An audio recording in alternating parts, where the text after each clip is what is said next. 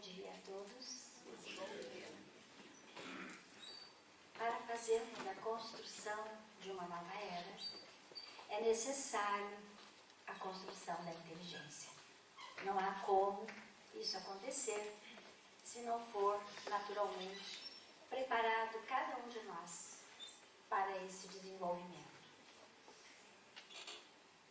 Na questão 71 de O Livro dos Espíritos, Allan Kardec faz um comentário dizendo o seguinte: somos seres animados, pensantes, formados de matéria, dotados de vitalidade e tendo um princípio inteligente que lhe outorga a faculdade de pensar.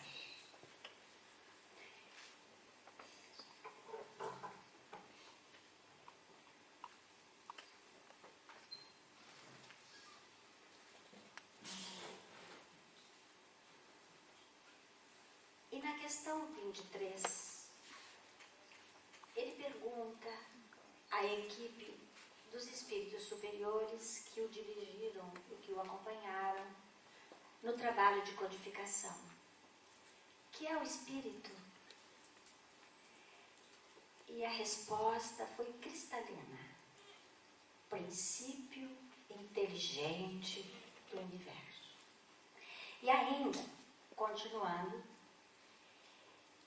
ele diz na 24: a inteligência é um atributo essencial do espírito.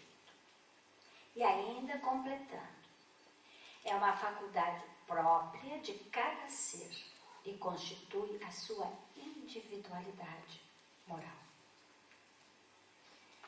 Acho que essas três questões aqui colocadas podem introduzir a todos nós o porquê que estudar a inteligência e a sua construção é fundamental para todos nós. A inteligência é um atributo do espírito e, portanto, somos todos inteligentes. O Pai nos criou simples e ignorantes, mas nos deu em germe todo um potencial que nós temos que desenvolver. E a inteligência é o carro-chefe, porque ela determina a construção de todo o nosso conhecimento. Todo o trabalho da área cognitiva é que nos vai auxiliar em toda a compreensão doutrinária e toda a legislação divina, que está aí, imutável, para ser atendida.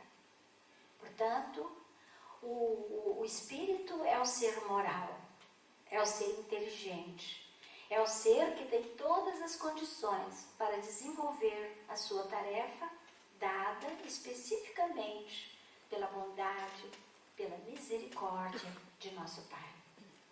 Em A Gênese, capítulo 3º, item 12, nós encontramos esta definição: a inteligência se revela por atos voluntários, refletidos, premeditados, combinados, de acordo com a oportunidade das circunstâncias. É incontestavelmente um atributo da alma. Aqui nós vemos algumas das características que fazem parte intrinsecamente da inteligência. Atos voluntários, portanto, depende da nossa vontade, que é outro atributo do espírito. Todos somos inteligentes, todos temos em nós essa capacidade de querer, de fazer e ainda de sentir. Então, a inteligência nos permite conhecer e nos permite agir adequadamente. E ainda, a pergunta-chave, que aqui para nós é muito importante: onde se situa a inteligência? Ela vem de fora? Ela vem de dentro? Como é que ela funciona? No espírito. Porque é o espírito que pensa, que sente e que age. Não é no cérebro, meus irmãos, como o conhecimento materialista assim prevê. Porque para o materialista, a inteligência é um hormônio produzido pelo cérebro. E ontem, na palestra do senhor André Peixinho, ele ainda se referiu, historicamente falando, da época materialista para a época espiritualista. E nós vimos que todo aquele processamento de se montar o conhecimento materialista se limitava ao nascer e morrer e acabar. Para nós espíritas, a visão é outra. E nós temos que encarar este conhecimento de uma forma completamente diferente. Porque o espiritismo traz novos paradigmas. Ele traz princípios que determinam uma nova visão de todo o conhecimento da história até o ano de 1857, quando nós tivemos a chegada do Consolador que Jesus prometeu. E com ele traz uma montagem completa da forma estrutural cognitiva do ser humano, além da forma do sentimento. Eu aqui estou me referindo mais à inteligência, que é o assunto que me foi proposto. Então, o cérebro não é realmente a causa. O cérebro é o meio que vai processar, armazenar e recuperar as informações que o espírito tem e que traz consigo e que forma novas. No Burfakuri, no seu livro Muito Além dos Neurônios, ele diz o seguinte: o espírito é a energia que percorre as células cerebrais, codificando as substâncias químicas que atende suas imposições, fixando no cérebro os seus desejos. Por que eu pus isso aqui? Porque eu mesma, ao montar este trabalho, eu fiquei assim, meu Deus, mas como é que eu vou poder passar na construção da inteligência para os meus irmãos como funciona a ação do espírito que pensa e sente para o cérebro e para a exteriorização das ideias, dos conceitos, dos sentimentos que o espírito tem. E gostei dessa colocação do Fakuri, porque ele diz o espírito é a energia que percorre as células cerebrais. E André Luiz, na sua coleção, principalmente em Mecanismos da Mediunidade, Evolução em Dois Mundos, ele coloca muito bem como funciona, a tal ponto que ele diz: nossos pensamentos atingem as células, nós criamos a doença e nós saramos a doença, porque nós, conforme pensamos, jogamos para o nosso corpo. Mas como é que nós vamos fazer isso? Se nós trabalhamos com o pensamento. E aí o Fakuri diz, é a energia que percorre as células cerebrais, codificando as substâncias químicas e fixam no cérebro. Daí o entendimento que colocamos aqui. O cérebro humano é composto por cerca de 100 bilhões de neurônios. Neurônios são as células nervosas que levam as ramificações, que são conectadas entre si. E as redes neuronais, quer dizer, todo aquele conjunto que forma uma rede realmente das condições cognitivas, são estimuladas pelas ondas do pensamento, portanto comandadas pelo espírito, porque quem pensa é o espírito, se encarregam de exteriorizar as potencialidades da inteligência. Resumindo, o espírito é o ser inteligente, que pensa, que sente, que age. E através das redes neuronais, a parte nobre do nosso cérebro, o espírito age. E o cérebro é um instrumento que o espírito se utiliza enquanto encarnado e que depois vai se decompor como todo o corpo físico, mas que, como vamos ver agora, o espírito leva consigo o seu potencial. Nada se perde junto ao corpo físico. O pensamento, diz André Luiz, se materializa nos neurônios. Olha que linda essa frase de André Luiz. Os pensamentos se materializam nos neurônios. Ele faz a ligação direta entre o espírito e o corpo físico. E aí nós vemos a importância do nosso cérebro, de cuidarmos das nossas condições cognitivas, de trabalharmos a nossa inteligência, para que nós cheguemos à construção de uma nova era. Porque, como sabemos, a reencarnação é justamente a justiça divina em ação. É ela que nos permite, nessa multiplicidade das existências que nós todos vivemos, o desenrolar, o progresso que nós precisamos ter. E o cérebro é o órgão de ligação inicial do espírito e é ele que se desliga. Quando o bebezinho se forma, começa a formação pelo cérebro de cima para baixo, e quando nós deixamos o corpo físico, começa o desligamento pelas extremidades e vai encerrar com o cérebro. Portanto, essa ligação entre o cérebro, do espírito com o cérebro e do cérebro com o espírito é simbiótica, é fundamental. Tanto é verdade que quando o cérebro não funciona, por qualquer motivo, como vamos ver também adiante, o espírito não tem a condição de se manifestar devidamente. O pensamento se materializa nos neurônios. O espírito não perde os conhecimentos adquiridos durante a encarnação. Jamais. Não perde. Portanto, quanto mais a gente puder fazer para segurar esses conhecimentos e aperfeiçoar esses conhecimentos, melhor para nós. Ficam as reminiscências na terminologia direta de Allan Kardec e a intuição do progresso feito. Isso já se encontra no Livro dos Espíritos. Todo patrimônio espiritual conquistado permanece nos arquivos do espírito.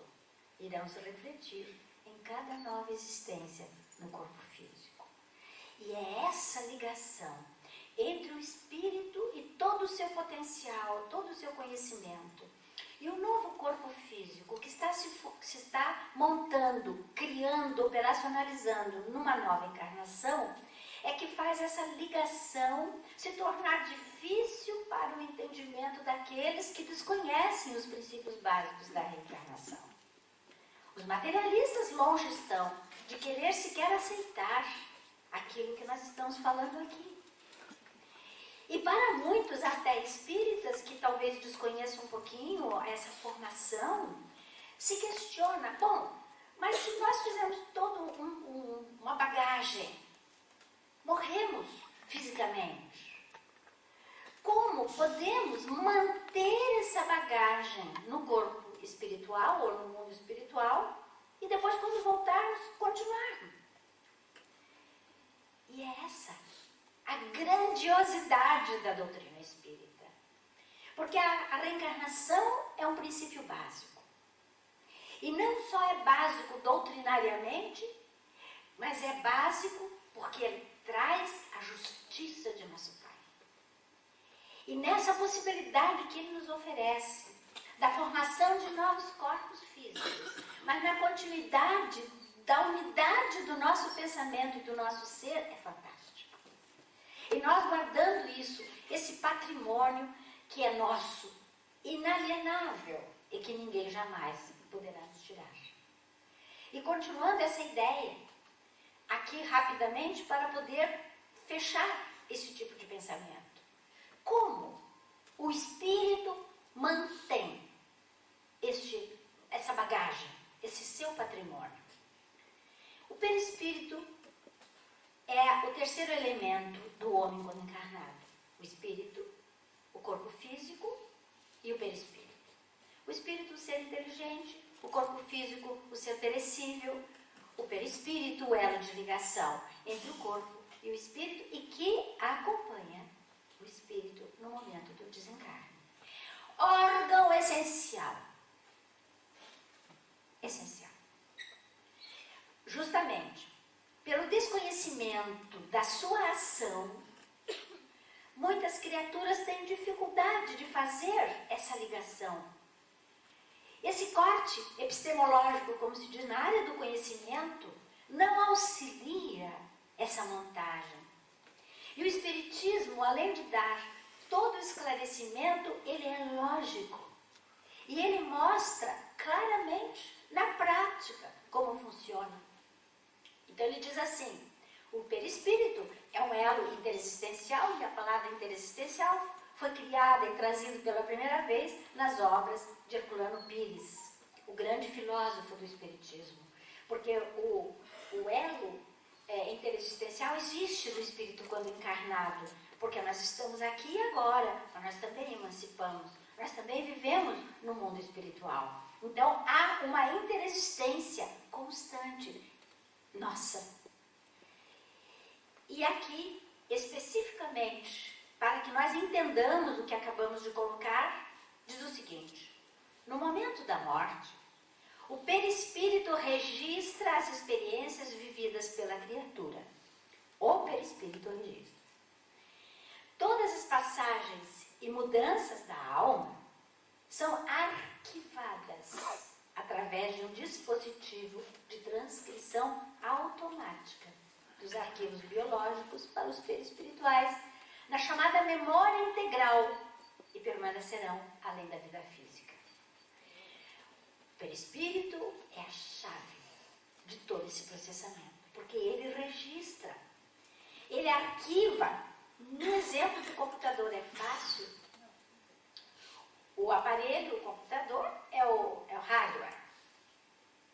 O software é o perispírito. É o espírito que vai levar e que guarda através do perispírito. O computador pode ser usado por muitas pessoas, mas o programa, este programinha aqui é sensacional. É nosso. É nossa propriedade. Porque aquilo que nós somos é patrimônio daquilo que nós fizemos. Positivo e negativo, veremos isso hoje à noite com o bem e o mal. E essas nossas possibilidades estão arquivadas. Até que nós consigamos trabalhar tudo o que for negativo e mantermos aquilo que for positivo. Aí nós estamos mudando na escala espírita até chegarmos a espíritos puros. E essa forma de ação obedece a um dispositivo automático. Não precisa Deus vir assim, você, e apontar de um para o outro. Não precisa, está na lei divina. A lei de causa e efeito se age sozinha, existe sozinha, porque ela está estabelecida pela imutabilidade dela mesma. O Pai, imaginando, se nós fôssemos assim vendo um Deus antropomórfico, né, da nossa forma, iríamos fazer um planejamento, imaginar todas as possibilidades, circunstâncias, tudo o que possa, para que ele pusesse uma lei. E essa lei automaticamente vai se cumprindo, naturalmente. Por isso ninguém foge à lei divina. E onde ela está escrita? Onde? Na consciência. Questão 621 do Livro dos Espíritos. Na consciência. Portanto, ela está em nós. Somos nós que tanto fazemos, agimos, respondemos e temos que trabalhar com essa lei, queiramos ou não. Porque o Pai não veio perguntar para mim ou para algum dos senhores aqui, como é que eu devo agir? Não. É automática a transcrição.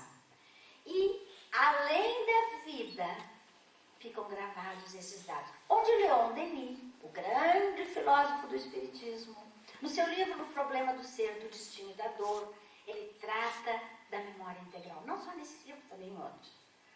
Memória integral. Aquela memória, nossa.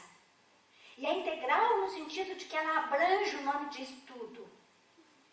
Nem sempre nós aqui estamos trabalhando com ela na sua totalidade. Porque o espírito, ao reencarnar, ele vai primeiro, já no plano espiritual, ele vai programar o seu reencarne de acordo com as suas necessidades, daquilo que ele tem registrado no seu currículo e que precisará ser trabalhado nessa nova encarnação que vai acontecer. Então aqui nós não estamos assim na total consciência de tudo que nós sabemos. Nós temos o necessário para a execução perfeita da nossa encarnação. É só sabermos utilizar esses mesmos dados. Mas quando nós deixamos o corpo físico, retornamos ao mundo espiritual, mesmo no momento de expansão nessa vida existencial. Mas depois de deixarmos o corpo físico, nós vamos gradativamente reassumindo o nosso total potencial dentro dos limites também necessários. Tudo isso estabelecido pela própria lei divina. E a pergunta que eu acho que muita gente está pensando, está falando de inteligência. O que é inteligência? É uma palavra que vem do latim. Inteligência, intelligere. Interligar, conhecer ou compreender. Rapidamente, etimologicamente considerando. Mas é a capacidade de pensar e gerar problemas. Olha só, pensar e gerar problemas. Buscar soluções para resolver problemas. Nós podemos criar e podemos resolver. Usar o processo formal de aprendizagem e da experiência. Capacidade para se orientar e adaptar-se em meios e situações novas e ou desconhecidas. Várias pesquisas que foram feitas para estudo da inteligência mostram que às vezes as pessoas, sumidades, com 1001 títulos, numa situação às vezes simples do dia a dia, não consegue resolver o problema. Um analfabeto simples qualquer chega ali com a sua experiência, com a sua vivência, naquela circunstância, naquele momento é capaz de resolver uma situação que o sabidão lá não sabia fazer. Portanto, é um processo de aprendizagem que trabalha a experiência também. Façamos aqui a diferença entre experiência e experimentação. A experimentação é quando você vai para o laboratório, faz o ensaio e erro, fica ali para chegar a uma conclusão. Aí você tem uma experiência. Então, na vida, nós temos 1001 experiências, cada um de nós. E aqui uma leve historinha, que eu não coloquei o autor porque eu não consigo lembrar de onde eu tenho essa historinha. E não. 2 jovens estavam numa floresta, andando, passeando e conversando. De repente, apareceu o rei dos animais. E o leão ali, prontinho, olhando para eles. E o que é que nós vamos fazer? E aí, o primeiro disse: não adianta fugirmos. Nunca conseguiremos correr mais rápido do que o leão. E o outro: eu não tenho que correr mais rápido que o leão. Eu só tenho que correr mais rápido do que você. O primeiro está na teoria. Capacidade de analisar, calcular e projetar. Bom, nós temos que correr. Qual é a distância? Como é que nós vamos fazer? E agora? O leão corre tantos, eu corro tanto. Você... Teoria. E o segundo? Prática. Capacidade de se adaptar à realidade em volta. Eu só tenho que correr mais do que você. Claro, a gente fica assim até chocada. Estou pensando que eu vou me salvar, ele que morra. Apenas aqui um exemplo da praticidade. Mas se nós formos olhar o dia a dia que estamos vivendo hoje, nós temos muita gente fazendo isso, correndo mais do que você. O cérebro, portanto, regula as atividades conscientes. Raciocinar, imaginar, memoriar, são atividades cognitivas. E inconscientes, sonhos, recordações. Freud defendeu toda a teoria dos sonhos. Recordações, traumas e todas as demais possibilidades que nós sabemos na prática que acontecem. Estágios do desenvolvimento cognitivo. E aqui eu vou trabalhar um pouquinho no Piaget e não pus as etapas. Eu cheguei a fazer todas elas e retirei devido ao tempo. Porque me dão só um pouquinho de tempo, então eu não posso fazer muito. Isso aqui é para um secundário. A criança nasce sem consciência de si. Agora vamos pegar a imaginação e trabalhar o espírito renascendo. Então, ele não tem consciência de si. Porque quando no plano espiritual ele se prepara para o reencarne, ele vai perdendo gradativamente a memória, reencarna, liga-se ao ovo, né? ao germe inicial, e ali ele vai naturalmente fazendo agora o processo do zero, vai voltando, vai crescendo para o nascimento. A imperfeição dos órgãos opõe a livre manifestação do espírito, porque ele está se formando. A estrutura neuronal estará se formando para as experiências na vida física e seus registros que estamos falando desde há pouco. Então a criança não tem consciência de si. E Allan Kardec, na questão 352, ele diz: o desenvolvimento das faculdades acompanha o dos órgãos. E aqui nós estamos colocando essa frase porque, falando há pouco, nós temos uma bagagem. E como espíritos, nós estamos aqui, superlotados de muitas coisas. O bebezinho é pequenininho, é inteirinho. Ele tem braço, perna, cabeça, corpo, todas as vísceras, é completo. Por que ele não manifesta? Por que ele não manifesta aquilo que ele tem, essa bagagem que ele tem? E aí vem claramente a explicação. Quando a criança nasce, ele é um disco zerado. E ele vai gradativamente no processo de crescimento, organizando os seus órgãos e oportunizando a manifestação do espírito. Após o nascimento, a perturbação começa a se dissipar e pouco a pouco ele vai conquistando, vai vendo as suas necessidades, né? Vai vendo os seus compromissos e de uma forma mecânica, como também já falamos há pouco, vai transmitindo para o corpo físico através das matrizes do perispírito. Porque ao renascer, o espírito se liga ao corpo físico através do perispírito, molécula a molécula. E o perispírito é aquele elemento chave que está então trazendo de volta para o corpo físico aquilo que ele guardou no momento do desencarne e que agora vai se manifestar na formação do novo corpo físico e do trabalho da inteligência, de todo o processamento mental. Então, veja bem, a criança necessita de desafios. Não, parei, eu pulei, né? Isso. O espírito reconstrói seus esquemas mentais conforme os estímulos do meio. E aqui entra um componente importante. O meio agindo junto à criança que está em desenvolvimento. É um elemento chave. A família, a escola,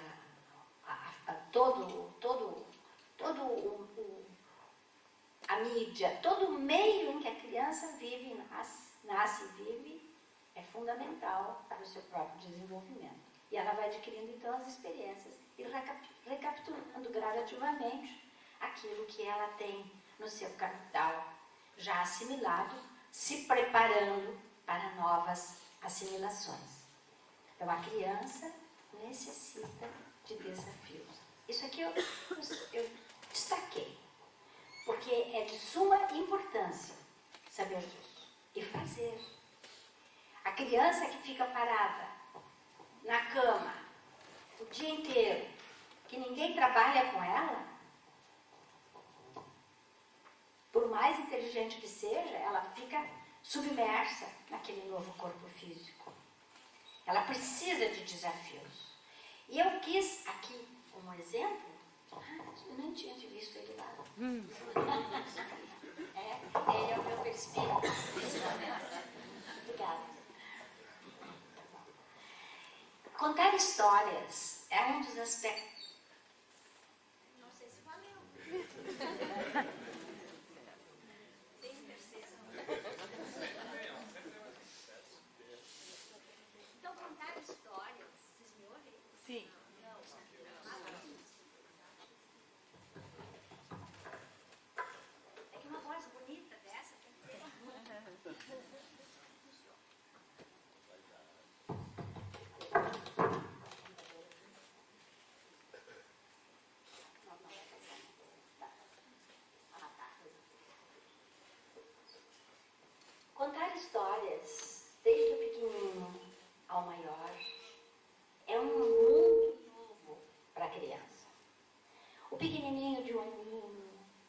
2, de 3, a gente pensa que não é possível, mas a mãe vai lá, o pai, e vai contando aquela história, vai fazendo as miriquices, as bacaquices lá para a criança e tal, e ela vai absorvendo.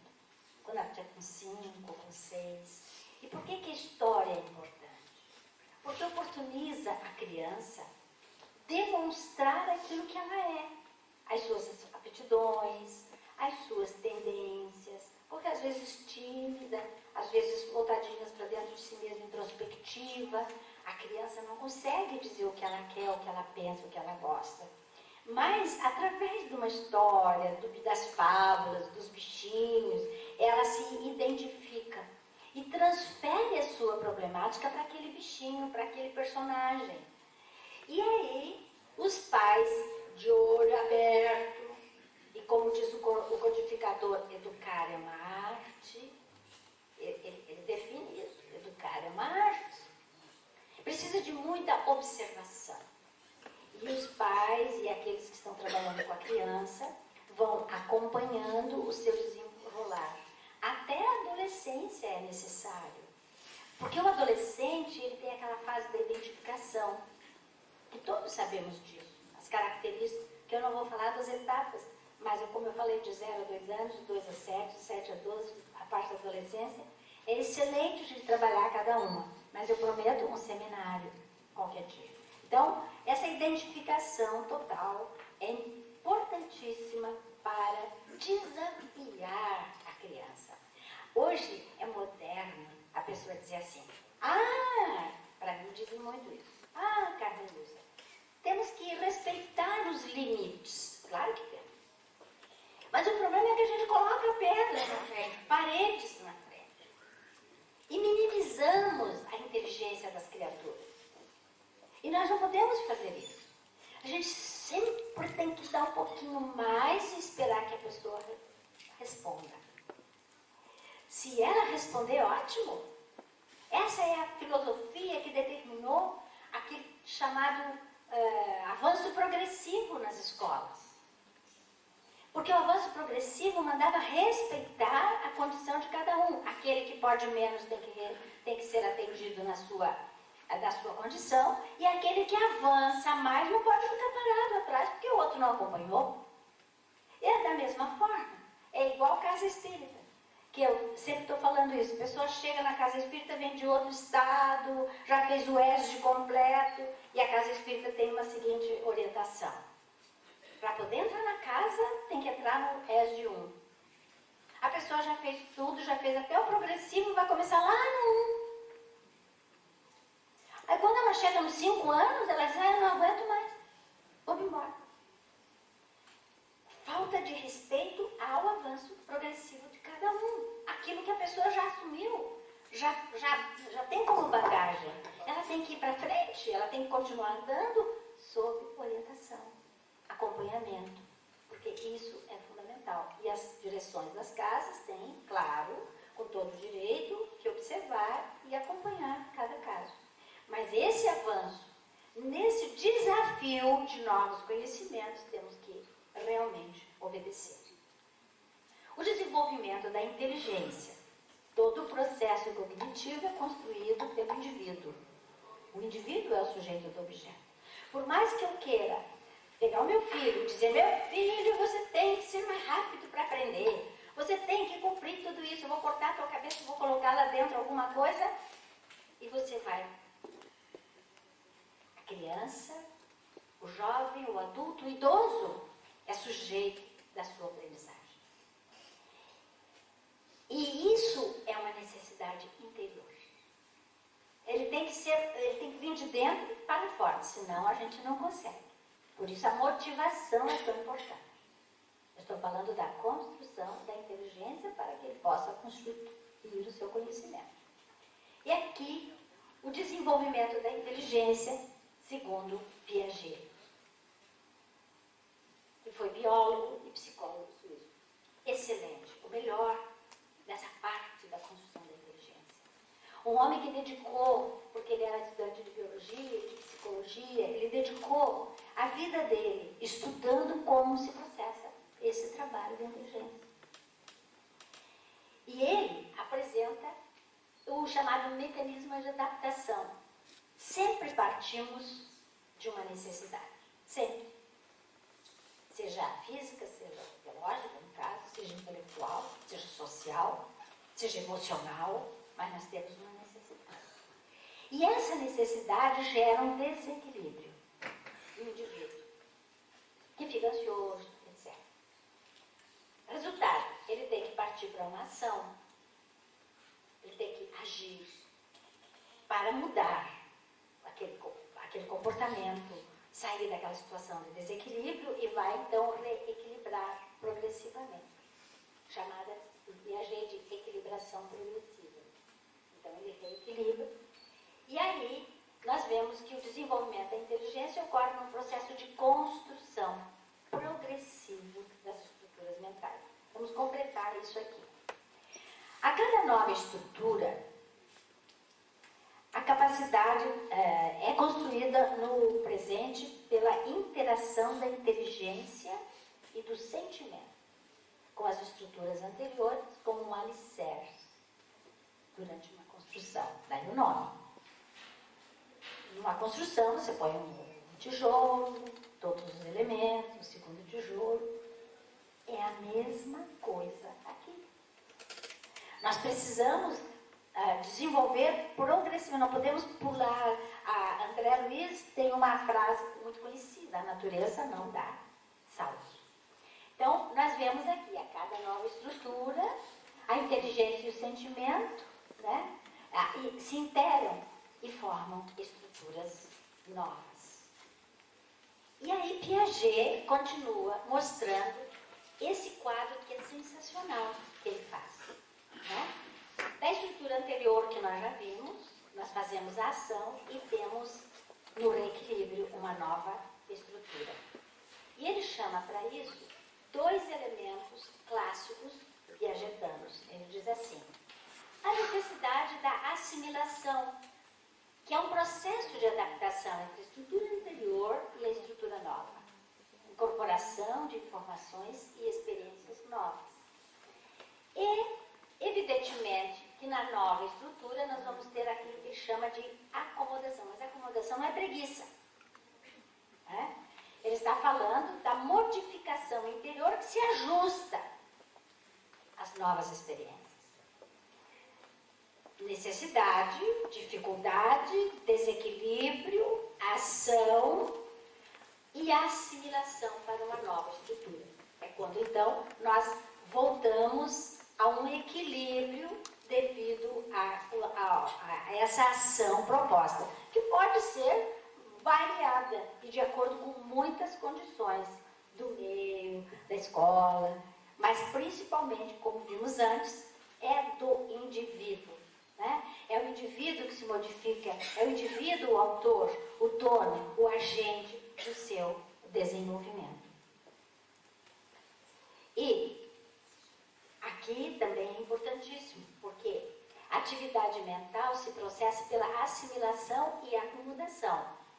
Atividade nova, me ajusto, me adapto, me reequilibro.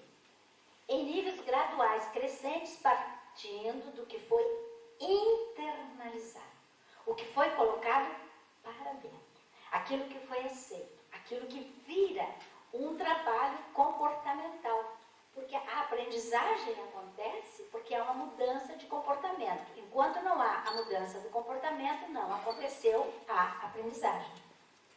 Então, a mudança internalizou, então houve mudança de comportamento e a adaptação à nova situação. Portanto, volta novamente o equilíbrio e que certamente volta a outra possibilidade de novas necessidades e assim sucede. Por isso é um processo. E nós estamos o tempo todo vivendo isso. Allan Kardec, lá na Gênese, quando ele está falando da geração nova e os sinais do tempo, ele se refere à crise. Ele usa a palavra crise para dizer como é importante a crise. Porque a crise mexe com as nossas estruturas. Ela desarma, ela desequilibra. E na busca incessante de sair da crise, nós vamos enfrentando situações e vamos montando novas possibilidades. E é assim que nós vamos mudando comportamentos.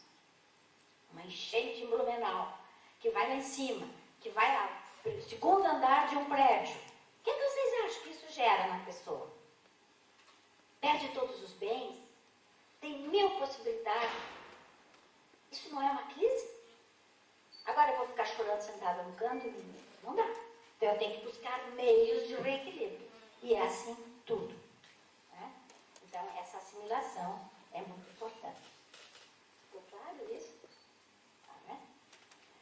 A doutrina espírita confirma a teoria de Piaget. Como?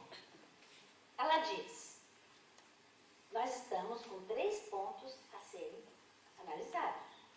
O passado, que Piaget chama de estrutura anterior. A bagagem anterior, que nós já falamos antes da reencarnação. Todos nós temos uma bagagem. É o passado. Chegamos ao presente, que ele fala da ação importante.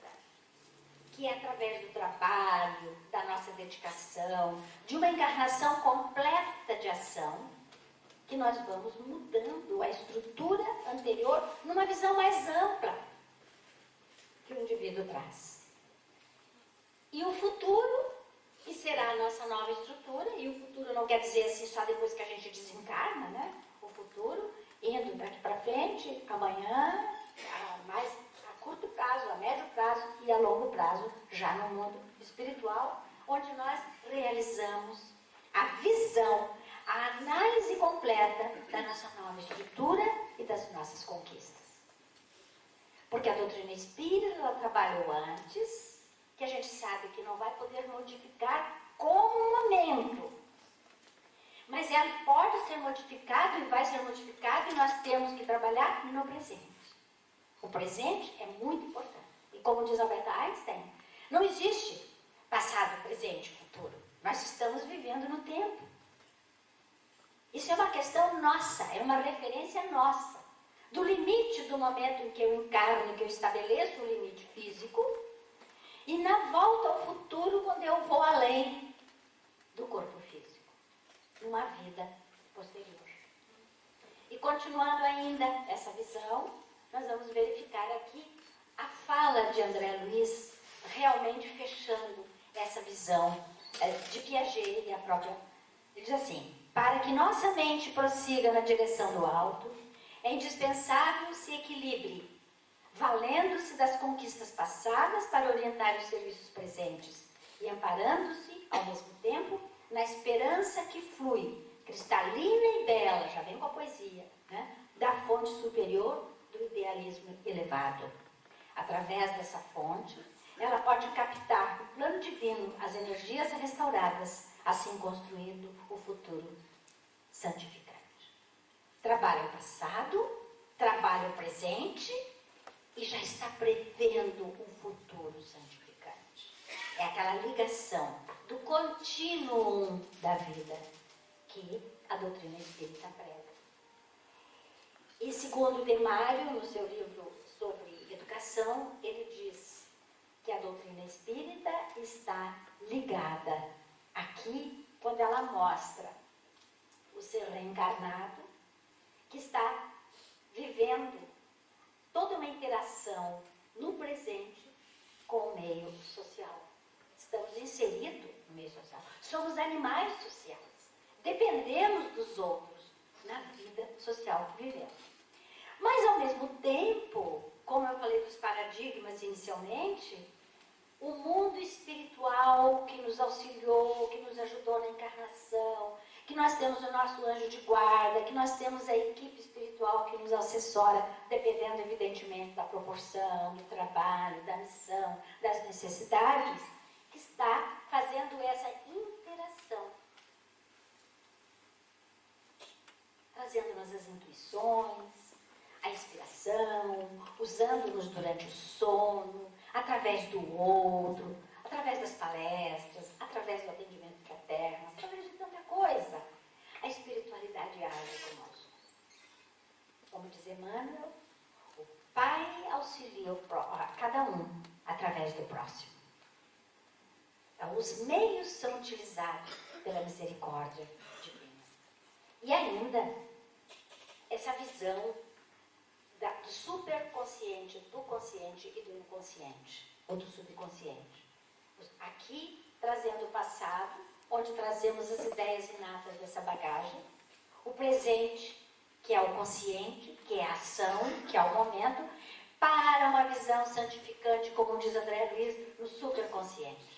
Quanto mais vamos saindo da nossa inferioridade moral, intelectual, moral, espiritual, nós vamos crescendo e vamos para aquilo que se chama de superconsciente. Nós vamos então tendo uma outra visão da vida, da realidade, de Deus, uma visão cósmica, etc.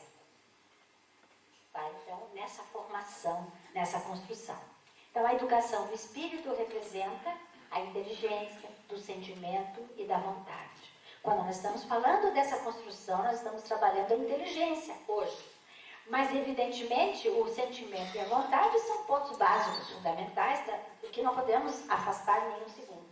E corresponde também à educação do pensamento, em quantidade, em qualidade e em intensidade. Por quê? Porque, evidentemente, o pensamento comanda. E a nossa inteligência terá que, evidentemente, quando mais espiritualizada, promover pensamentos muito mais elevados no total da nossa vida. E como se dá essa aprendizagem? Já vimos como se dá essa transcrição dos dados biológicos, do biológico para o plano espiritual. E agora, qual é a metodologia que nós podemos entender para dar-se essa aprendizagem?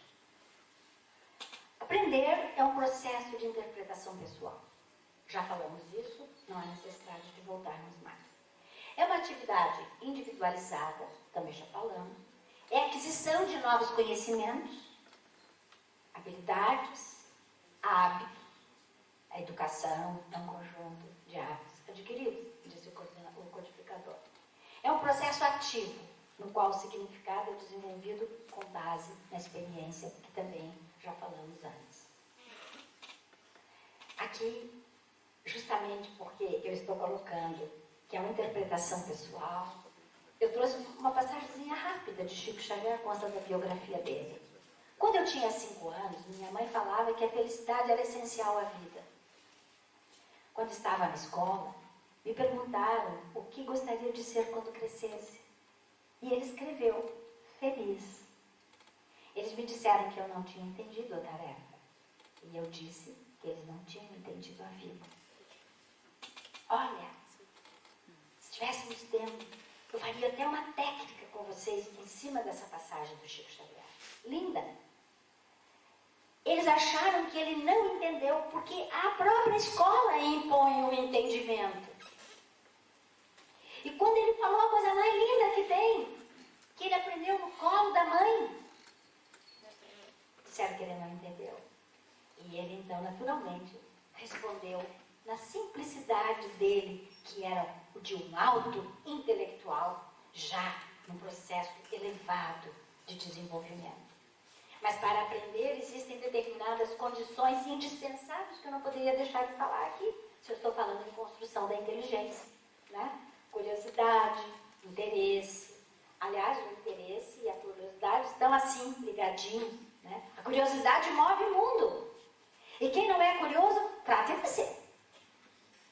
Porque a criança pequenininha, ela mostra todo esse dado, no contar histórias, no faz de conta, na idade dos porquês. E os adultos embotam. Motivação interna, vontade de deliberação, porque não adianta ter vontade de não deliberar. Atenção, foco. Manter o foco, concentração, disciplina, racionalidade, espírito crítico, criatividade. É fácil ficar repetindo aqui. Claro, vocês podem estar pensando isso na sua cabeça. Mas eu gostaria que cada um olhasse com atenção cada um desses itens. Porque são indispensáveis à construção da inteligência para chegar ao mundo. Na construção de uma nova era. Disciplina. Aliás, conhecemos bem essa frase, né? De mana para o Chico. Disciplina, disciplina, disciplina. E atitudes mentais essenciais. Atitudes, já mais abrangente. Mente aberta. Quantas pessoas de mente fechada, que quando você está num grupo de estudos, por exemplo, numa conversa, a pessoa, eu penso assim, e fecha. Não admite possibilidades. Mudar paradigmas. Se nós somos espíritas, temos que mudar os paradigmas. Porque muitos de nós estamos vindo de outras religiões que não têm os princípios que o Espiritismo tem com a lógica que o Espiritismo tem. Mudar paradigmas para o espírita é fundamental. Ou não somos espíritas. Reflexão, percepção aguçada, e eu estou falando aqui de inteligência e de educação, conhecimento global, interdisciplinar, multidisciplinar, onde nós não podemos ficar assim. Sensibilidade, raciocinar o aprendizado, relacionar o aprendizado, é a internalização que o Piaget coloca e a vivência na assimilação e depois na acomodação. Aprender fazendo, porque é muito fácil mandar fazer, faça o que eu digo. E valorizar as experiências. Cada uma experiência é fundamental a valorizar. E eu não podia deixar aqui de trazer Sócrates. Porque a maiêutica socrática é uma lição até hoje. E Allan Kardec coloca na introdução do Evangelho segundo o Espiritismo que Sócrates é precursor do Espiritismo. O pai era escultor, a mãe era parteira. E Sócrates tinha uma imensa admiração pelos pais. Também foi escultor e quis ser parteiro. Porque ele via nas profissões paterna e materna a possibilidade de desenvolver a sua teoria, que ele chamou de maiêutica. Maiêutica significa parturição das ideias. O parto de ideias contidas no interior do homem. E ele tinha um prato cheio, porque, como ele mesmo diz, para esculpir espíritos é necessário um cinzel verbal. Mas este mesmo instrumento serve também aos partos do espírito, pois é evidente a semelhança entre arrancar da pedra uma imagem ou do ventre uma criatura. E a maiêutica socrática levava à reflexão. Construía o pensamento refletindo. Morreu por isso. Porque ele sentava em praça pública e trabalhava com seus, entre aspas, discípulos, alunos, que vinham questionar o mundo. E ele trabalhava o lado moral, ele trabalhava o lado espiritual, o bem, o belo, o amor. Né? E ele trazia todos os problemas da vida a partir da maiêutica. Tirava de dentro para fora do seu interlocutor e ia trabalhando. A tal ponto que ele encostava o indivíduo na parede através das perguntas. E quando o indivíduo chegava e encostava e dizia, não sei, agora você vai começar a saber. Agora você é o sábio, porque você sabe que não sabe. E raciocinava divinamente. Foi um grande precursor do Espiritismo. E ele morreu por isso. É assim que Sócrates transfere a pedra para o espírito, a arte paterna, e faz que as criaturas venham à luz, rompendo o ventre da ignorância. Maiêutica é isso, a parturição das ideias. Conhece-te a ti mesmo, dizia o sábio da eternidade, na questão 919 do Livro dos Espíritos. E aí, Sócrates é precursor do Espiritismo. Ele também veio antes de Jesus e trouxe a dialética. Essa contraposição de ideias. E Jesus era dialético. Jesus construía a sua lição e trouxe às criaturas a dialética para explicar aquilo que ele queria. Coloquei aqui apenas um exemplo, mas podemos citar 1000. Tudo que Jesus fazia. Antes, porém, uma explicaçãozinha rápida sobre a dialética, essa contraposição de ideias. Nós temos a tese, que é uma proposição, a antítese, que é a oposição à tese, e a síntese, que é uma nova tese. Pega Piaget e coloca aqui também, funciona.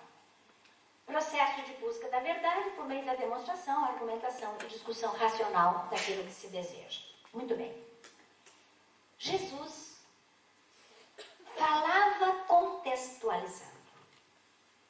E, portanto, essa dialética era diretamente com o povo que o seguia e que com ele buscava as informações. Porque a grande finalidade da nossa irmã Heloísa já falou ontem, mas eu vou me permitir dizer também, que é trabalhar as consciências. E quando ele falava, ele ia lá dentro de cada consciência. Até hoje ele faz isso conosco. Porque é atemporal o seu trabalho. E aqui quero me referir rapidamente à parábola do bom samaritano, que é ótima para mostrar a dialética do Cristo. A questão que foi proposta por um como é que se chama? Fariseu? Ou por um doutor da lei? Ou por alguém lá que veio questionar Jesus, era sobre o amor ao próximo e a caridade. E aí, disse o seguinte, doutor da lei: Mestre, que farei para herdar a vida eterna? Olha a pergunta. Porque ele sabia que Jesus trabalhava muito além. E Jesus, com toda a sua sabedoria, respondeu: o que é que está escrito na lei? É uma pergunta que assim se fazia, era normal. O que é que... Até eu tirei o que é que... Deixei, o que está escrito na lei? E, olha, ele não respondeu para ele. Ele fez outra pergunta. E aí, o doutor da lei respondeu: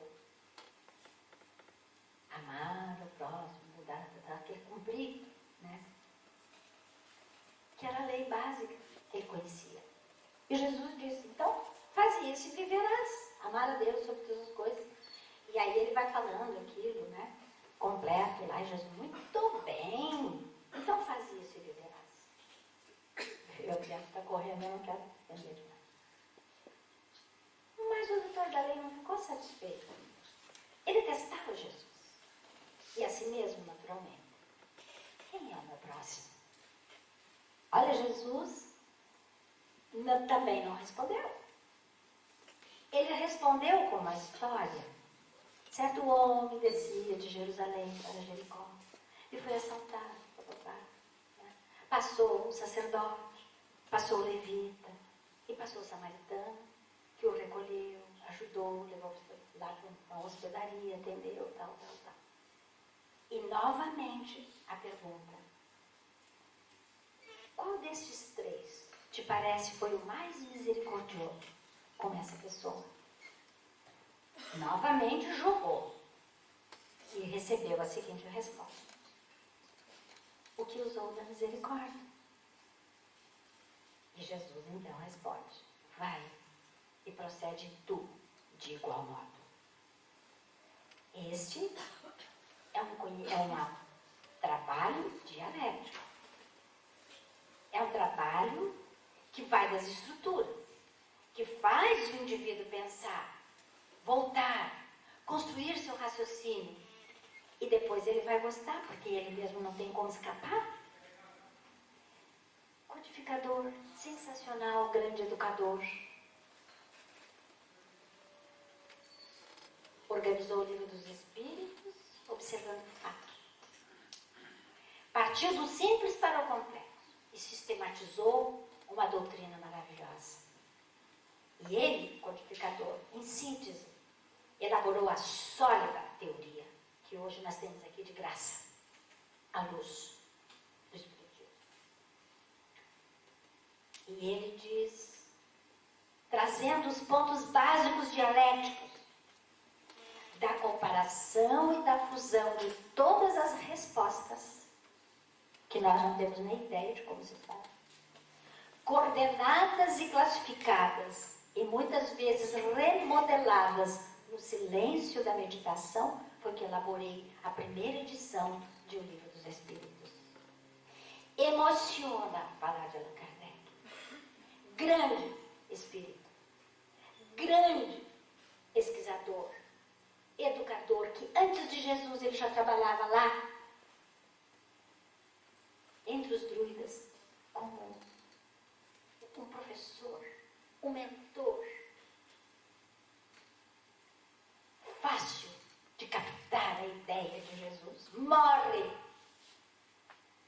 para defender o ponto do desenvolvimento da teoria cristã pura, como Yankees. Nasce com aquela missão, que quando ele pergunta ao Espírito de verdade, e se eu não conseguir? Os desígnios do Pai não estão centrados na cabeça de um homem. No entanto, disse o Espírito de verdade, você é a pessoa certa para desenvolver essa tarefa. Faça-se em mim a tua vontade, como disse Maria de Nazaré. E ele vai, monta, e nós estamos aqui hoje, sentadinhos, bonitinhos, refletindo sobre os seus ensinamentos. Espírito grandioso que disse Leon Denis no congresso em Paris, quando Divaldo Pereira Franco recebeu uma mensagem, ele escreve: Allan Kardec paira sobre o grupo, paira.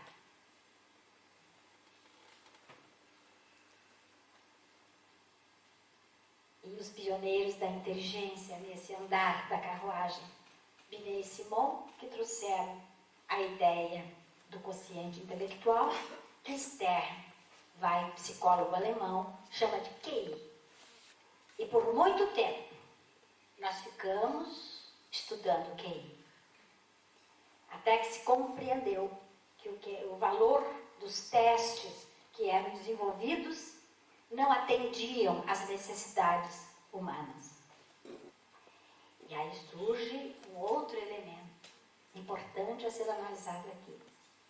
Perguntado pelo codificador, por que não otorgou Deus as mesmas aptidões a todos os homens? Por que já não criou todo mundo pronto, perfeito? Faria bem mais fácil. E a resposta dos espíritos: todos foram criados iguais. O que modifica de um para o outro? A soma das aquisições. Depende da nossa vontade, depende da nossa inteligência, a diversidade dos graus de experiências e o uso do livre-arbítrio. Daí o aperfeiçoamento mais ou menos rápido e as diversas aptidões. Somos diferentes porque trabalhamos diferentes. Todos nós estamos aqui, formamos uma unidade hoje, num pensamento único, com foco único, mas somos pessoas que com a história diferente um do outro. E certamente somos diferentes. Não é só a história. Então, em cada nova existência, o espírito toma como ponto de partida aquela em que se encontrava em sua existência anterior. Já colocado antes, mas eu queria a palavra balizada do codificador aqui. Somos diferentes uns dos outros pelo fato de trazermos bagagens da vida passada. Não é novidade para ninguém. Qual o objetivo da providência ao criar seres desgraçados como cretinos e idiotas? Um alerta. Cretinos e idiotas era uma terminologia utilizada na época do codificador para aqueles que tinham deficiências mentais. Era um termo de época. Então, muitas vezes, como é que está aí hoje quando a pessoa quer gozar de outra pessoa, ridicular, ô seu cretino, ô seu idiota? Mas não, era uma terminologia de época. E ele usou aquilo que tinha. São espíritos em punição, ele coloca. Eles sofrem com o constrangimento que estão sujeitos pela impossibilidade de se manifestar através dos órgãos não desenvolvidos ou defeituosos. Quando nós vimos antes que o desenvolvimento dos órgãos são importantes para que o espírito se manifeste em sua totalidade. É uma expiação imposta ao abuso que tenham feito de certas faculdades. É um tempo de suspensão, apenas de suspensão. Mas o indivíduo vai responder pelos seus atos. E é a teoria das inteligências múltiplas, agora bem moderninha, de 1983, que derrubou a teoria de Binet-Simon do QI. Não que o QI não exista, também se mede. Só que não responde e nem corresponde às necessidades nossas, do mundo de hoje.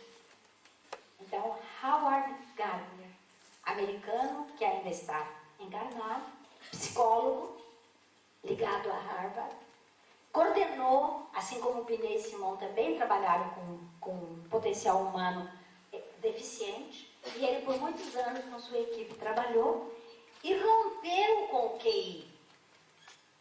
A teoria das inteligências múltiplas que ele criou mostra a necessidade de mudar o paradigma educacional.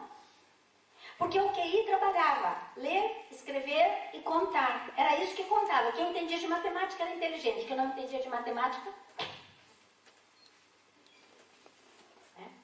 E hoje, Gardner diz, não é assim.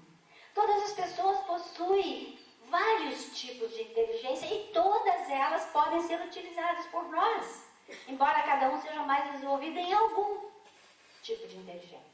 A melhor maneira de conceber a inteligência é o comportamento. Todos nós temos. E aí, eu pus aqui, também eu gostaria de trabalhar uma por uma, né? Cada uma, mas aqui, né? O quadro das inteligências múltiplas. Então ele fala na inteligência intrapessoal, aquela interna, aquele que se conhece, que faz seu autoconhecimento, que trabalha-se a si mesmo, se analisa. A interpessoal, no relacionamento com o outro. Existencial, existe vida depois da morte? Como é que funciona? A espacial, arquiteto, etc. Sinestésico, trabalho com o corpo, está aí o eterno de Pelé, está aí a discussão dos atuais, por exemplo, que estão na Copa do Mundo, a beleza dos músculos, da corrida, do trabalho, da capacidade espacial, levanta não sei quantos metros para fazer um gol, etc. Né? Lógico, quando ele coloca muita matemática, musical, linguística, fala bem, etc. Naturalista, lida com a parte da própria natureza. E aqui teria cada uma dessas é um livro. Né? E eu acrescentaria aqui ainda a inteligência emocional e a inteligência espiritual, que não é de Gardner. A emocional, de Goleman, que vai trazer a importância das emoções. E ele mostra que o QI pode ser muito alto. Emoção, um desequilíbrio, nós vamos ter aquela grande dificuldade. E espiritual, porque trabalha exatamente esse lado das condições espirituais para a melhora e o desenvolvimento do ser humano. E claro, hoje existe uma classificação, geração. As três últimas, Y, né? X, Y e Z. E eu quero aqui a Z, que é a última, de 1990, meados de 90 para cá, onde nós estamos vendo nossos netos e tudo mais, né? Formando os chamados nativos digitais. Aqueles que já nasceram com o computador na mão, com o celular na mão, com tudo. Que vai lá pequenininho, com um aninho de idade, já estão lá no como é que se chama isso? No controle ali, para mexer na televisão. Estão lá com o tablet, mexendo, procurando as historinhas. E nós aqui, ó, como é que faz isso? Não sabemos mexer no celular. Nós temos dificuldade para isso. Vamos ao banco, meu Deus, precisamos do auxiliar ali, porque para mexer em tudo aquilo é difícil. Mas a geração Z é expert. E aí aquela pergunta que nós queremos fazer. Por que as crianças ficam mais inteligentes a cada geração? Por quê? Porque os espíritos, naturalmente, estão renascendo e muitos aspectos estão sendo observados aqui. Novo modelo de escola, que tem que mudar o paradigma, a tecnologia, aqui abrangendo tudo que é possível imaginar, né? A globalização imediata, instantânea, nós estamos vendo aqui e lá na Rússia, na hora. Imagina quem pensava isso anos atrás. As redes sociais estão aí rapidamente funcionando. Isso gera uma ansiedade que dificulta muito as relações interpessoais. Os pais estão falando e os filhos estão. Ninguém quer saber de nada disso. Está gerando um outro problema que não dá para entrar aqui agora. Eu já estou encerrando.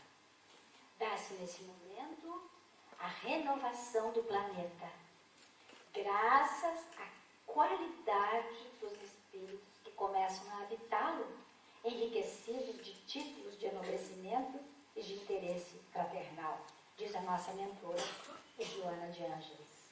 Qualidade dos espíritos. Mas o que eu quero mesmo nesse momento é falar da geração nova, que lá em A Gênese, último capítulo, Allan Kardec classifica com 3 características. Ele diz, a geração nova se distingue por inteligência e razão geralmente precoces. E já está acontecendo. Diz ele, lá em 1868, quando ele publicou a Gênese, que já havia começado o momento de transição. E ele classifica a melhor obra que tem todas essas. E que se a gente trabalhar inteirinho, nós vamos pegar todas as modalidades do momento de transição. Sentimento inato do bem e crenças espiritualistas, o que é fundamental para as mudanças. Então, a nova geração, que já está trabalhando essa construção da inteligência, que realmente é um grande desafio para todos nós. Mas eu quis acrescentar um desafio assim nosso, né? As inteligências são múltiplas e devem ser construídas ao longo de qualquer fase da vida. Porque nós que estamos aqui com os nossos 15, 16 anos, quando nós chegamos lá ao término dessa vida física, nós estamos nos preparando para nova vida. É um processo. E o que nós pudermos alcançar aqui, guardar aqui, para como vimos lá na frente, que o perispírito vai registrando, arquivando e mandando para a memória integral, nós devemos fazer, para que a gente realmente possa acompanhar o mundo de hoje. E terminando com uma frase linda do Evangelho segundo o Espiritismo, de Ferdinando, que diz, dentro da missão do homem inteligente na Terra: se Deus, em seus desígnios, vos fez nascer no meio onde pudestes desenvolver vossa inteligência, é que quer que a utilizeis para o bem de todos. É uma missão que vos dá. É rica de méritos, mas sob a condição de ser bem empregada. Estamos aqui com tudo na mão. Temos que entregar bem o nosso tempo. Muito obrigada e que Deus nos abençoe.